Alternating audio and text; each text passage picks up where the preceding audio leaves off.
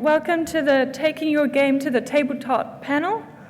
And that's me introducing Alan Clint, Richard Durham, Michael Hout, and Takashi Sawada.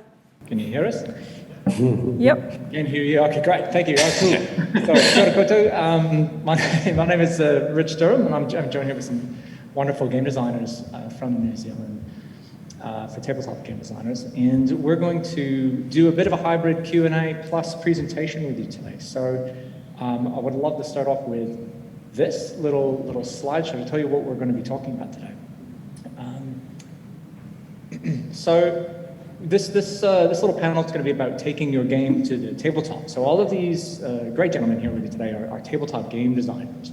Alan runs a game studio. Takashi is a game designer. Mike works as a professional game designer and has worked in games for many years. We'll give them a little chance to shout out themselves at the end of this presentation. But gentlemen, do you have anything you'd like to say about yourselves right now, where they can get in touch or follow you before we get started? So my name's Mike, as has been introduced. So you can follow me on Scary Studio. So I've been doing lots of game design stuff in the professional capacity for both VR and tabletop and on the screen. So yeah, that's me. Alan? Yeah, so I have a game design company, and we're currently working on several projects. And yeah, you can just find out more information at gametimeagain.com. And so you can follow some of the designs that I'm working on, some in collaboration with other studios as well. That's at gumboot.games on Instagram. And yeah, trying to specialize in those tactile experiences, dexterity games that we might be touching on. Right, and as myself, I do a number of things, like you're working at the University of Auckland with teaching and learning, but also a lot of tabletop game stuff, and often I'm found coordinating events for the game artisans of New Zealand, which I'll be talking about a lot, I'm sure, throughout this presentation when I get the chance. So why is this really pertinent for us right now? So, so analog adaptations, and I do mean anything that's not a digital game right now, so anything from street games to tabletop games, card games, etc., are increasingly common. At this time, and this is things like video games just becoming board games, like Bloodborne is a recent tabletop game, and like a lot of these are properties you would know. But the point is that we're coming back to this point of the '80s where we had a lot of IPs being created in tabletop games, but now they're not doing it with a reckless abandon. A lot of these are being done with a design sensibility, and that design has been democratized a lot over the years, thanks to things like Kickstarter, of course, and being able to print on demand and the like. So manufacturing has really changed the game, whether you're doing 3D printed models or whether you're doing lovely inserts for your game and the like. So this world is really ripe for the designers who want to make things special for their own games. We want to look at that a little bit now in the present day as well. And the fact that tabletop games themselves are inherently tactile and generally social because they're involving other players, where a lot of digital games may not be, is something that, at least if I'm in a positive statement of fact, not a fact, but a statement of intent here, is that we should be leveraging that more. And so what we're talking about today is how, when you're doing tabletop games, as opposed to a different type of a game, and maybe you want to transfer a digital game you're working on, an IP from a book or a film or screenplay, into something that is a tabletop game, how can you take advantage of those tactile experiences?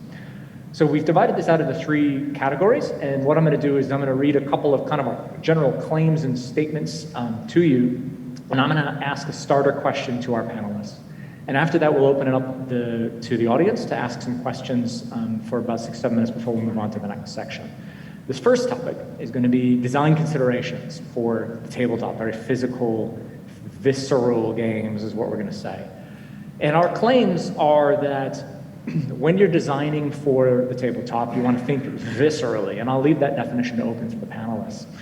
And what we mean by this is to design intentional use, so design being an intentional process, to look at every physical aspect of your game, including, yes, the components, naturally, and how you might handle them, how they're held, how many can you hold in your hands, things like that, but also the place, space where your game will exist, as if you were doing a museum exhibition, for instance. You want to make sure the environment is suitable, or you want to make sure that it's suitable for the environments your players are going to be in.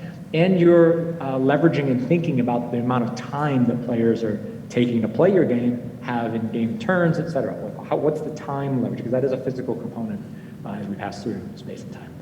Secondly, that you're utilizing your materials in a way, that physicality again, that reinforce the narrative experience of the game. And then finally, when you're considering a tabletop game as it sits within the rest of your IP, when you're doing something that's transmedia, for instance, where does it sit? How could a tabletop game sit in this? Is it a straight adaptation? Why wouldn't it be? When would it be? That kind of thing.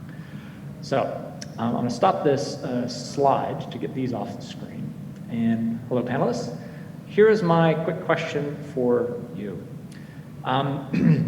When we talk about viscerality, physicality of things, what does that mean to you, and what would be a really good example that you have of that physical use in a game, or the viscerality in a game? Why don't we start with Takashi? All right, that is an excellent question. The viscerality. So I guess when we think of something as visceral, we think of emotions that are evoked in some way. We're having an emotional experience, and I guess just in the context of that question there, when we're talking about gaming, whether it be virtual or tabletop games, we as designers, I think we have almost a responsibility to try and create those visceral experiences with the world we are wanting the players to feel immersed in. And so some ways that we might accomplish that, it was highlighted in some of the takeaways there, but it might be the weight of the components. It might be the kind of components that you're offering in the game. For example, if you're a surgeon in operation, which is a classic, you might be handling these tweezers. Yeah, way back. It could be the play space. There are games out there, dexterity games, that have you throwing around burrito as a dodgeball. I know you're working on a dexterity game, Takashi. Can you talk about how that visceral experience of that? Yeah. So I'm currently working on a game. It's a ninja balancing tactile dexterity game, where you are a ninja who is set on a mission to cross these floors without alarming the sentries or the opponent. So this is themed off of some of you may or may not know, the Nightingale floors of Japanese castles that were actually used as a security system way back in feudal Japan. So I wanted to simulate that experience in as much depth as possible. I wanted the players to feel like they are ninja crossing these floors, trying to memorize where their footsteps should be in order to not trigger those alarms. And so I have this game that I'm working on, Floating Floors, and it has you using these components to construct literal floating floors that look like they're floating on top of these wooden pieces. Again, that's intentional, the use of the components being wooden, to try and mimic, I guess, the materials that would have been used back in the day. And then you've got these floorboards, and you're trying to camouflage your ninja into these spaces as you're moving the ninja across. And it really does feel like you're tiptoeing from one space to another as you're picking it up, releasing it, and placing it, hoping that you don't trigger something. That is my question. I've played this game and a few times, and I can talk about the trepidation there is when you're laying down this little piece on a tiny little square, trying to not tilt it one direction or the other. It definitely has that tiptoeing feel to the viscerality. Other guys, how about you, Mike? What's visceral mean to you in this context? Yeah, for me, when I'm designing a game, I kind of start with that kind of like core fantasy, like, well, what is it you want your players to kind of feel? And Takashi kind of really went into that in terms of his ninja game. And so a lot of times when I'm figuring out my games, I like to figure out what are the emotions that I want people to be feeling as they play out this core fantasy of the game. So I've got a game right now that I'm working on with my son called Highest Adventure, where you are climbing up Mount Everest. And so the question then is, what kind of things, what kind of tensions can I build into the game that allow you to really get to that core element of just the excitement. We're trying to reach the top of something. So overcoming challenges and things like that are quite important. And so therefore you want to somehow find a way to bring that conflict into your game. So in my game, I've got a bunch of cards that make you make like really tough choices between A and B. And you make a series of these, and you just have to make the best call you can in the moment, just like you would be on the mountain, and then hope that the next challenge doesn't become better or doesn't become worse as a result of that one, that kind of stuff. So again, it's building in that kind of that sense of tension and dread and things like that. So any components that you can have, or any mechanics or anything like that that kind of feeds into that core fantasy, I feel like that's you're tapping into kind of more of a visceral feel when you're approaching it. Thank you. Alan? Yeah, no, those are great points. The only thing that I'd probably add to that is that I think there is this kind of this really careful balance.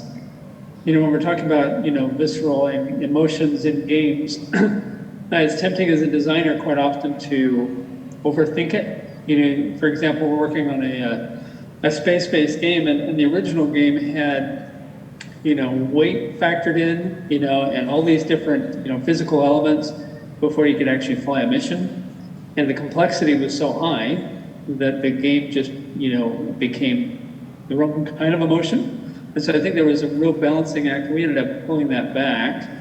You do want to, of course, keep to the theme, but you have to make sure that you don't take it too far and generate the wrong emotion. And so it's kind of a balancing act a little bit. Cool.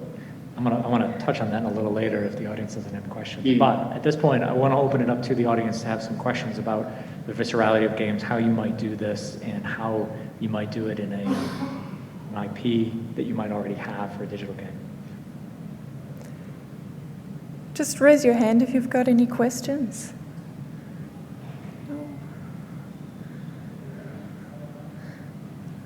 If there aren't any, I'll keep talking. Yeah.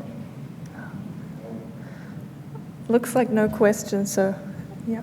Cool. All right, I got a question for you, Alan, about that. So you're talking about like how you didn't want to make them think about the weight, right? And because you wanted to add into the experience. Was that because you were looking at the weight as a cognitive thing that they had to calculate and part of the strategy? Yes, because it was represented in the ships, or? Yeah, so one of our original designs, actually factored in the fact that as you travel towards a star, the weight of your ship is an important factor in, getting back out, getting away from the stars. You go in, you're meant to fly in, land on these planets, rescue people, and then escape the pull and the gravity and the forces. And so originally, the original game took into account the weight of the ship, the weight of the people on the ship, the resources, the fuel, and you can get really complicated when you're dealing with space.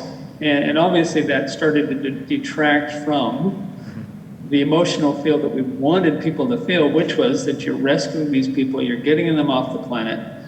Yeah, there's a little bit of danger, there's a little bit of, nervousness, is my ship gonna blow up? But that was getting overshadowed because you had to keep track of all these other aspects that ultimately kind of took away from the experience. And so we had to determine, which ones to keep and which ones just weren't an integral part of the emotion. Yeah, that's a really good example of like the opposite of using the physicality for the visceral experience, because you're talking about saying, here's a spreadsheet basically, take all these into account, and if you're doing like a digital strategy game, perhaps you might have to do that, or it could be calculated by the computer. But could you imagine a game, completely different game than the one you're working on, where the ships themselves physically are different sizes and you're loading things into them? No calculation is required. You're getting a sense of how big things are because of the models. I can think of the game Train, for instance, the Brenda Romero game, the Brenda Braithwaite game, excuse me. That's a museum game technically, and it's a pretty popular one for people to talk about serious games and museum type of games, where it's got a heavy theme where it's basically talking about the German efficiency of loading Jewish people onto the trains to take them to the concentration camps. And you are physically putting the little people into the trains to pack them in. And it's a tight fit. right? But you're trying to do it. You're trying to get them all efficiently in there, but the emotions that gets across about like, oh, here I am, physically jamming these people into it, or you find other people, people into the trains, adds a different element to the experience, the emotional experience of that game, the emotional weight of that game, without having to do a spreadsheet at all on that side of things. And that would be more the materiality that I think. So that's the contrast. So thanks for bringing that up, Alan. It's like a good contrast for like what if not being visceral with the experience looks like as if it was just a spreadsheet. Cut it out. It's not adding to that viscerality. And I think that, yeah, and I think it's really important for you to, as a designer, to know what emotion you ultimately want people to experience. Yeah. And then weigh every mechanic, every theme, the artwork and everything against, does that feed that emotion, or does that feed another emotion or pull it away? Yeah, that's kind of what I was trying to get at with the core fantasy. So when you're designing your game, you want to figure out what your core fantasy is, what you want your players to be doing. I always measure every single interaction and mechanic and stuff like that against that core fantasy. Is it in harmony with that core fantasy? And part of that core fantasy is defining what sorts of emotions you want them to feel. And sometimes those emotions change over the course of the game. So you kind of have to be careful about how and when you measure that. But you're right, absolutely. You figure out which emotions you want, figure out your core fantasy, and you check every single mechanic against that. And if it falls short, then rip it out. And we're not just mechanics, right? Because we're talking very much the materiality. Yeah. Yeah. Wow. How are you using materials to play space? And I've got one last question for you before we move on to the next topic. And answer it quickly. Don't think about it too much. In terms of taking a game from a different IP, for something that was already a game, for instance, what might be one of the advantages of taking it to a tabletop, or a risk you might want to consider when you're translating a game from a digital game to a tabletop game? Is that for me? For all of you? All right. So one of the things that I would, a big risk, I think, when you bring a digital game into a tabletop game is just the expectations of the players in terms of like what they're kind of expecting to see. So there's been a couple of really good examples of that happening, and maybe some kind of out of sync examples I'll give. So one really quickly is like Fallout. There's a Fantasy Flight version of Fallout, the game. It's really good. You feel exactly like you are in the game, playing in the computer game. You're making choices that you would in the wasteland, collecting stuff, building stuff, surviving, that sort of thing. So that's a pretty good translation of theme. Battlestar Galactica being another one, just to drop it in there. But there are some that are a little bit harder to justify. So there's been a Pillars of Eternity board game, which was more, Pillars of Eternity is more a lot like a kind of a Diablo-style game, but then but the actual way that it's been implemented into the board game space is that you're kind of managing the town that these adventures are passing through. So it kind of takes it up the next level. And so when I got it, I was kind of expecting a game where I'd be an adventurer going through this amazing storyline in this rich world that Pillars of Eternity is set up in the video game. And I found out that I'm actually not playing through that kind of the richness that was Pillars of Eternity. So it depends. Like you just got to be careful about how you what your audience's expectations are around that, and yeah. Cool. Takashi? Yeah, I think Mike has spoken to probably the biggest risk that comes to mind, because it directly impacts the marketing, and marketing is everything. If you don't have that, you don't have a means to get the game out into the world. And I think the only thing that I guess I would possibly add to that is kind of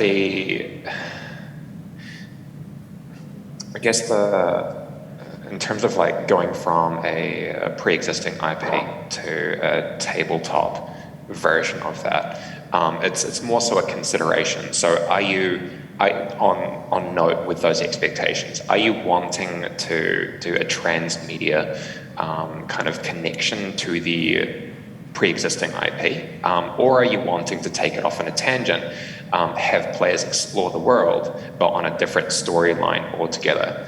And what are your reasons for that? Is the spin-off something that your pre-existing market is looking for? And if not, would it be better to go the route of re-implementing what you have in a virtual world in a physical world? And what are the reasons for that?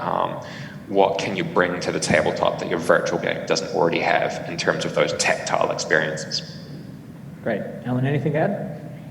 No, I think it's been covered really well. Cool. Okay, great. Moving on then, unless there's any questions from the audience at this point. Does anyone? Oh, cool.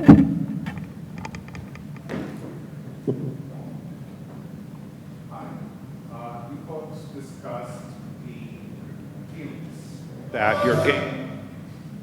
Oh wow. Okay, you guys discussed the feelings that you want your player to feel. Are there feelings that you want to stay away from? I thought frustration, for example, somebody brought up frustration as being one feeling that you don't want. Are there any other feelings like that you don't want your player to experience? Yeah. Boredom. Boredom, that's on the top of the list. Think about what you're doing on other players' turns. I can't picture the number of games I've played if I'm just leaning back, not considering what I'm doing on my next turn because I don't need to. It's already quite simple, but other players might be taking a few minutes to calculate or do whatever on their turn, and I'm just gonna go get a cup of coffee or something. It's like I've got the time to make a sandwich. Really, if I have that, then what am I doing? My time isn't being used. I'm not in the game. My immersion is broken. So that's what I mean by boredom. Cool. We got a question on the Eventi app as well from Gareth, asking if the IoT input-output has been utilized yet to further a digital tabletop experience. Mm-hmm. Yes, though it has been used a number of ways. Guys, do you want to talk about that? I'm not sure I follow to be. Internet of Things and connected devices, and I mean, looking at a lot of the hybrid games that exist these days. Yeah, those kind of things, if you want to talk to that. Yeah, I think I see a lot more of that coming through in some game space. A lot of games have apps now that you get to kind of enhance the game. So the one game I'm thinking of at the moment is Star Wars Imperial Assault, which is kind of a adventure game about some Star Wars characters, and it's set up so that players can they come together with like 4 or 5 players, and one of them has to play the dark side, and you go through this campaign system. The app that came out to really enhance that's kind of really put on a lot of people's tables more often is the fact that now they've got an app that kind of controls the adversary, the dark side. So then everyone can kind of collaborate and kind of get together and have that person kind of coordinating the campaign. So there's a lot of things like that that really help smooth the gameplay out and get it going. And arguably should have been included from the get-go. So that's a good consideration at the start. In the app space, I mean, there's a few obvious examples, things like XCOM, the board game, divided up turns and kept a timer that way in organized events for the players and kind of scaled the difficulty quite a bit. And that was quite good for such a rapid pace game. Another one that I think that an app really worked well for the viscerality of the game, because I wouldn't put XCOM in that category in terms of its app, is Chronicles of Crime, which is a game, it's basically a detective story game, and the app drives the entire narrative in terms of the text that you get, but the game is played through cards, pictures of people, all the little QR codes, and you as a group of people are just shuffling these around on your big crime board and trying to associate the bits of evidence. But the most interesting bit of this happens when you go to a crime scene. You can investigate it with your little goggles if you want to on your phone, but in the end you're looking around the 360 image of a crime scene, illustrated one, and shouting out the kinds of things you see to the other players who are trying to get the evidence cards within the 30 seconds you get to look at this. And that's important because the game, every time you look at the crime scene, it takes real time to do that, and it takes in-game time like 15 minutes or 30 minutes of in-game time. And events are sometimes triggered in this game based on how much time you're taking. But being able to have that one player in control of the visuals who then communicates to the rest of the players, very much like Keep Talking, Nobody Explodes, that kind of a thing, which one might argue is a very visceral game too, because it's VR, right? And you're dealing with this physical analogy, and now if you actually have props for that game as well. So Yeah, Chronicles of Crime would be another one. If you're looking at pieces where you've got like a board that's digital and you've got pieces that react with the board, these things exist. The question I would have is why? What is the value they're adding to the experience? A lot of times there are things that can be done physically as well, like storybook maps, so you're flipping to new pages. Gloomhaven, Jaws of the Lion is doing this kind of a thing as well. So I just say, other than a gimmick or because you've got somebody who knows the know-how, asking yourself, why am I doing this to increase the emotional experience of the game? It'd be my core question. If I may just add to that last point, Richard, that big why, we're talking about like, you might be talking about the like augmented reality, AR, which is a big thing recently. Yeah, I can see where that's coming from. There is a rather interesting app that I've come across for a couple of games. We've actually used the app for. It's called Dized. And it's basically like a tutorial app where you have, I guess, these rules that are uploaded onto this platform called Dized. It's this app. And it's basically there to replace either the designer or someone who would typically be there in person to teach you the game. So it's there to teach you the game step by step in an interactive way with some I guess you could call it AI elements to a certain degree, where if you choose this player color, it'll respond to that and take you through the course of action and all the options according to the player that you've chosen, etc. As if the person that designed the game was really there at the table with you, which I think has been interesting, especially in this time of COVID-19 happening, people in lockdown all around the world. It's not as easy to access one another, or maybe someone to teach you the game. I've got one last bit I want to add, because I think we've veered into the apps category more than we did the IoT part. There's a thing called Conductor with 2 T's, I think, or 2 R's. It's one of those NAF kind of spellings because the domain name is taken. But basically what it lets you do is make citywide games quite quickly that connect your phone, connect your social media accounts with Twitter, or somebody plays the game, and the game will give them a phone call and talk to them with sound clips that you can then vocally respond to, but then also watch YouTube. You can it'll direct you to a YouTube video that you can watch and guide somebody in the video, as well as connect with Bluetooth sensors you might have around the city that you're going to particular locations to activate them. And you can connect pretty much any of these devices that have tags or Bluetooth, anything, to this one Conductor platform to make interactive experiences that are done in a physical space. And these kind of things are happening even in Auckland as well. Swoop is a good example of that. They're a University of Auckland offshoot, congratulations us, that is working in this Internet of Things connected space in city play. So it is there, but not as much in the tabletop space you may see in terms of anything outside of apps for Internet of Things. So in terms of the gap, go for it. Just answer the question why you're doing it. And Ellen, I don't think we've got time for you to give a response unless you've got a pithy one, because we've got to move to the next. No, go for it. Cool. All right. Are there any more questions? Yeah, there's just one more, if that's okay. Yes. No, that's great. Okay. Questions are good. That's why we're here.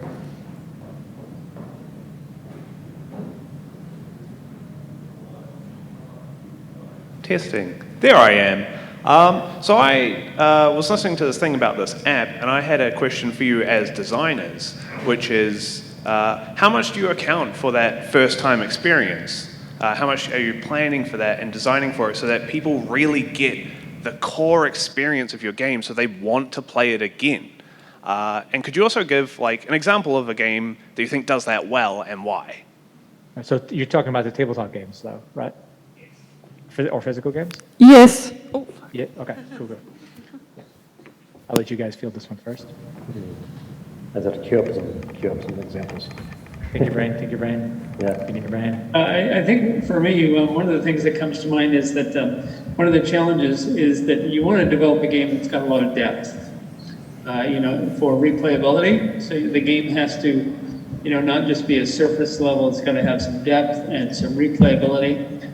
But often that also adds complexity, and, complexity makes the first time experience a difficult one.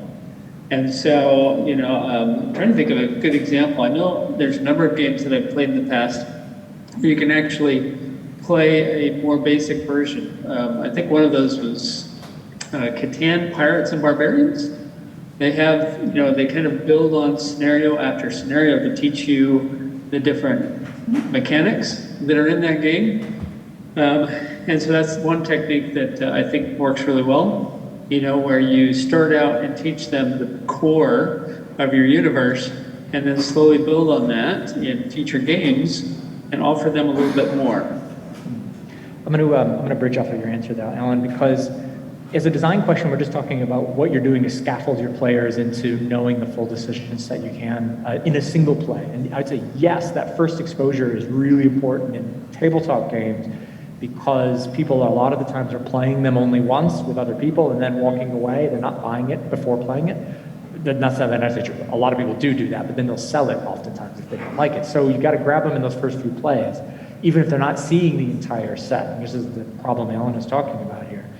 So if you can scaffold them in a single play to get them in, so a game that I can think of, I'm trying to isolate just our New Zealand games, is recent game of the year for tabletop games, Galilean Moons does this pretty well, where you start with a fairly simple decision set of what to do in the game about place a robot on a moon. That's pretty much all you get to do by playing matching colors. Once you learn that rhythm, the game opens up to the interactions that you discover between different technologies that you buy to give you advantage in the game. And what you're discovering throughout the game is that there's many, many synergies between the different technologies that you can get, but you're accumulating them at a fairly good pace, a fairly low pace. So you're discovering them as you go, but when you're done with that first game, your mind is going with, the potential. There's so much potential for more of these interactions, and I know what I could do differently because I only lost by a little bit or whatever.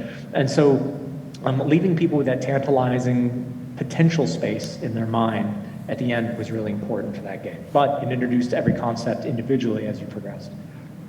Yeah, another really good example of a game that does that, kind of gets to what you're saying, Richard, is empowering players, like right straight away. Again, I'll lean back on Star Wars Imperial Assault. So in there, they have the luxury of having a campaign system. So you know that there are multiple games kind of queued up one after the other. But in that very first game, that's critical because there's no guarantee that players are going to play through that campaign. So in that first scenario, that first game that they set up, which is basically a tutorial, they use kind of the old school kind of MMO trick of making people play very meaningful and powerful decisions straight away. And so you know that if you're a Force user, you get like a really cool ability straight away. You're able to like immediately sink your teeth into the fact that I am awesome at this game. And then it kind of pulls them through that. So at the end, you leave them with that kind of wanting more thing. It's like, okay, now at the very end, here's a bunch of experience. You can go buy more skills, just like this awesome thing that made you feel awesome in the first part of the game. So again, it's kind of a classic kind of computer game hook for those kind of initial, that initial quest is always, it's always good to design your first kind of run through as empower your players, allow them to make meaningful choices, but at the same time, the risk is, of course, that you kind of make it's hollow. You don't want to make it like a meaningless or like an empty choice. But yeah, give them something exciting, make them powerful, and very few and small and limited choices. Just begin with that kind of then branch off into bigger ones, as Richard was saying. When it comes to citywide games, or physical, big space games, and social games, the question is quite different, because you're not really looking at decision spaces and things like that, but you are trying to say, how can I get players that core social emotion, or the discovery emotion, on that first go. And for a lot of citywide games are about exploration or uncovering parts of the city you may not have seen before, or seeing it a different way that you hadn't seen before. That's a hard one to recapture unless you're continually iterating on the game itself and bringing people into new spaces in the city. So a lot of it relies on that social aspect then. So you've got to say, how are you crafting a social experience that's positive? And a lot of that has to do with the environment you're doing around it. How are you getting people to sign up to play your game? Are they doing it in groups so that they're coming with people that they know? Or are you intentionally using it as like a mixer for people to meet people? Like, you really got to craft that entry point from the very point of like, why are people even considering playing my game, to the point where they're playing it, and then leaving the game with good feels, right, of the experience that you wanted. And that's doubly more important, I'd say, for live physical event games because you don't have the game entirely in a box where your mate brings it over and then plops it on a table with a pack of crisps, and that's the game experience. All right. Is there anything else to add from our panelists to that? Move to the next. Or unless there's more questions. Any more questions? No? No. Right. All right. So section 2 is some trends in tabletop game design communities. Excuse the meme, please. So trends and shifts. Our claims are that there are more options now for well-designed tabletop and physical games and game types of these that have led to many divisions of the market, such as print and play games, and components are growing in popularity, both in conjunction with games that are otherwise published, like a full print run games, and games that are solely print and play. And the global pandemic, of course, is a potential cause for this, along with an increase in solitaire games and games that we would say are more mechanistic as opposed to games that rely on social subterfuge, which are always going to be there. People know how to design them, but there's been an increase in these types of games that are basically, people call them solitaire games or solo multiplayer games. Game designers have more intentionality in the stories they're telling. So there's been a lot of good critical reflection on the kinds of games that are being made, the themes that people are using for their games, and not only are they looking at old stories told in new ways because they need to find interesting spaces, but also reflecting on the reflecting on the representation of people in these games. And this is a great thing for tabletop games. It's really saying, let's think about the themes and stories and who's telling these stories and why they're telling the stories the way they are telling them. So, and then finally, because there's been so much democratization in game design and game publishing for physical games, that a secondary market has really grown up as well. And we're talking things like game tray inserts that you can get from a separate company who only makes game trays to make a game tray for your game, or to make little bowls to hold your bits while you're playing a game at the tabletop that are finely crafted wood and with laser cut imprints and things. So that's our trends claims. And so I've got a question for our panelists about this, and it's a straightforward one. And that is, a design trend what is a design trend that you think has been inspired by the pandemic that will endure into the future? I'll kick off. So I think one of the big things that's always been there, and we talked about just a second ago, but I think solitaire games is in kind of cooperative games as a kind of a spin-off of that. The profile's really risen as a result of the pandemic, mainly because people are at home and they don't have their big social groups anymore to kind of to link up with.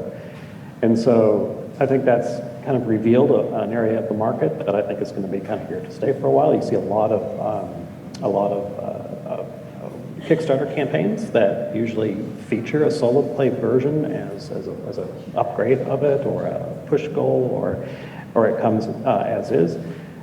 So just the idea of solitaire play and combining that with more and more accessibility to print and play, both in just actually printing out the components out of your printer, but also like 3D printing has really changed things as well. So people really have the ability to create the stuff that they want to spend that time and that effort to create games.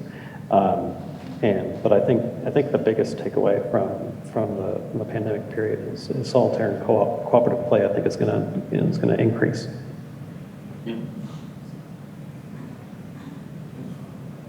Yeah, I would agree with that, and I think part of that is just the other benefit that I've seen from that is that the game designer market is increasing as well, because there's a little less intimidation in jumping in and being able to do print and play, because you're removing all the logistics, you're removing the manufacturing, you're removing all the stress and anxiety of getting your creation into an actual box.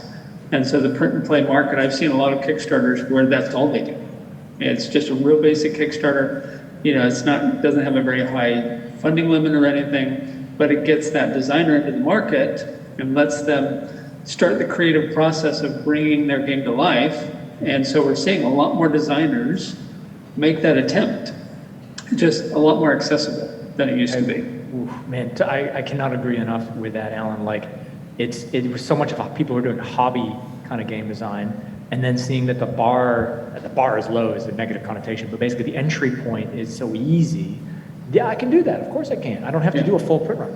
Again, going back to New Zealand designers, there's a game that came out last year called Regicide, which is essentially it's played with a normal deck of cards. Yeah. And they just released it completely free, said, here's the PDF, go and play the rules. They play tested the bejesus out of it and decided they were going to make a custom deck, which is a normal deck of cards you can buy, and it just has custom art on it, which is nice, done by Sketch Goblin, also in New Zealand. And the game is a tight little cooperative kind of dungeon crawler, you might say, to beat the bosses, right? And it plays again with a regular deck of cards, and yet they raised, New Zealand-wise, on Kickstarter, over $30,000. It might be even more. No, I thought it was over 60. Yeah, I thought it was over over 60. There you go. So if you are sitting there in the audience saying, manufacturing, the things, don't worry about it. Make a regular game with a regular deck of cards and have, maybe a small local celebrity like Sketch Goblin, in terms of celebrity artists and character portraits for D&D characters, be on your team who can do a little bit of marketing. So, and that alone, it was a brilliant move to get it out. And then, of course, there's leveraging that and saying, well, we'll make an app that does auto scoring for you, because we know that's the most onerous part of the game. So we'll make a little app that scans the card, but only a custom deck, right? And then it'll know and it'll keep track of what cards you've played already. So a brilliant little game, again, from New Zealand designers. Regicide, look that one up. I'm shilling a lot for New Zealand designers tonight. I'll speak to just kind of branch off of what all three of the others have kind of mentioned on accessibility. I think accessibility as a whole is just a trend that will continue forward. So we've talked a little bit about something like Regicide, where you're just using a standard pack of cards. You've got companies that have been pushing out these small box games for a while, but now with Button Shy is one such one. You can look that up. But now we're seeing more of that with new designers coming up as well. 18 card games is a thing these days. And a lot of it has to do with, there are several reasons for it really. It's just more accessible. It might be easier to ship. And who knows, if you're able to get more copies, if you are manufacturing them and you need to ship them, say, overseas for whatever reason, you can get more copies on a single shipment and reach more of an audience once it's offshore. And that has an impact on your footprint and carbon emissions as well, which is environmental considerations. That's also another trend that I would like to mention. Yeah. Or games in a tin. Yeah, tiny games. Yeah, that's getting really popular as well. At this point, I'll open it up to questions from the audience for this category before we move on to the final one for our final 7 minutes. Cool. Does anyone have any questions? We just got one from the Eventi app from Glenn asking, where do you think the effort of storytelling is best focused in the tabletop sphere? Where do we get the show don't tell other than flavor art? That's such a good question. I answer this Big one. We've only got 7 minutes. Yeah, and I answer this question a lot with on Digital World. There's a lot of cool tricks you can do, like environmental storytelling, which you can still do in board games, right? So there's a lot of things like your graphic design, not just the fluff text or the flavor text. There's how you present your graphic design, how you present your table, the board, the components themselves. There's a lot of ways to tell stories without actually having to put it down on a piece of paper. So if the story is a dark story, then maybe your color palette should be dark when it comes to making your design requirements for the graphic designer. Or if you want it to be really simple, like I just worked on a caveman game, so I wanted it to make all the components look very simple and rustic and can fit very simply on cards. So again, you make those design decisions up front around just how to simplify the presentation. So a lot of it does go in the presentation. Yeah, presentation. So since we want to talk about not just illustration here, so there's a lot of there's a lot of play in this in role-playing games right now. So for instance, there's one who escapes my memory, unfortunately, somebody in the audience might know this one, where it's a role-playing game, very simple one-shot game where you're making your character by burning matches. It's a post-apocalyptic game, and you're looking at things that you've either sacrificed people, and when you're making your character, you burn a match, which represents somebody you've lost in the apocalypse, and this is a skill you've learned. Or you hold on to it unburned, and that represents a physical resource that you've got, whether a pocket knife or something else. And you build your character out of a combination of these. And the act of storytelling while you are burning these matches and you're kind of telling a story, you're naturally limited to how long it takes to burn the match down as well, really adds to the flavor of this. Another really old-timey example would be the board game Nightmare, which was a VCR video game, which in the instructions tells you to set your environment appropriately. And it lends itself to the story as well. It tells you to turn the lights down, light some candles, and have those around too, because you're doing a seance kind of thing. This environment that you're asking the players to put themselves in when you're playing the game with a physical game needs to be taken into account, or can be taken into account. And a game that's really trying to lean into the storytelling, the narrative of that game, should be looking at the environment the players are in as well. Other examples, gentlemen? Are there any other questions? No. Okay, last part is design and manufacturing in Aotearoa, New Zealand. So our claims here, or our advice, is when you're designing games, and we're just going to go through the steps of there's a lot of support groups around in terms of like local design meetups that are often organized through the Game Artisans of New Zealand. That's basically right now a Facebook group, a support group for designers to talk about design to each other and the kind of logistics problems they might have if they're manufacturing, if they're going into publishing, but largely to organize these local meetups with tabletop game designers to talk to each other, play test each other's games, etc. Can't stress testing enough with other designers who have the same language of game design as you do. When you're talking about prototyping, again, that's about testing in the regional meetups that you have for any board game groups. Looking on meetup.com is actually really good for that. And we have an opportunity to do a lot of remote testing now that you couldn't do before with not only just other designers, but publishers. A lot of publishing groups can be pitched to publishers now through remote means, and things like Tabletop Simulator. Manufacturing, we're saying leverage multiple outlets. That means things like, and Mike, you might be able to speak to this later, this is things like saying, I'm going to make this game that is released through drive-through cards, so you can print on demand, or the Game Crafter, print on demand, but I'm also going to be making a fundraising one for Kickstarter that I can do a full print run. Don't be afraid necessarily to release multiple SKUs, multiple unit types of the same game for different markets, because the print and play market is different from the people who are buying the mass market game. Making environmentally conscious choices is a lot easier than ever. Takashi mentioned that, and not only in terms of the themes, but also in terms of manufacturing. There are companies now that are making it a point to make sure you're using sustainable packaging and not necessarily using shrink wrap and all that kind of thing, which is great. Finally, publishing, considering your reach, means that if you want to publish well in New Zealand, you've got to, if you're a designer and you're thinking, do I want to be a publisher, a self-publisher of my own game or not? Ask yourself, what is my reach? Are you on a global reach right now through your social media profiles and the like, or do you think someone else has better reach in particular markets? It's not insurmountable. We have a lot of examples in New Zealand, like Shem Phillips and Garfield Games, and Arcus Games now rising up from some old Weta employees. And I think Paul Toba is doing another talk right now, so thank you for being here with ours instead of Paul's.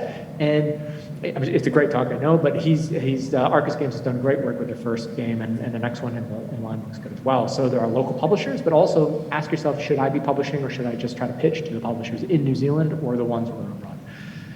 I've got a question for our panelists, but I think we're out of time. How are we doing on time? I might leave us with this last question for you guys, which is, what is an unexpected but valuable suggestion you might give to people who are just getting started in tabletop game design, particularly if they're here in New Zealand? So not things like go to local meetups. I can cover the obvious. Yeah, mine would be just know kind of, or understand what you want to accomplish. Don't think you have to do it all. And that's what's lovely about the ability to do all sorts of stuff, democratizing of all the different options. So in my case, for example, I love designing games. I love designing experiences. but I'll leave running a Kickstarter to someone who's passionate about that. So reach out, find those communities, find those people, because there are people who like to do all the different parts of creating a game. So that the biggest surprise for me was that I didn't have to do it all. Cool. And the other thing that I would throw in real quick is don't be afraid to share. A lot of people are afraid that people are going to steal their ideas, but it just doesn't work that way. Share your idea. Nobody's going to steal it, and you will get some amazing feedback and help, especially in New Zealand. People are just bent over backwards. Thank you very much all for coming.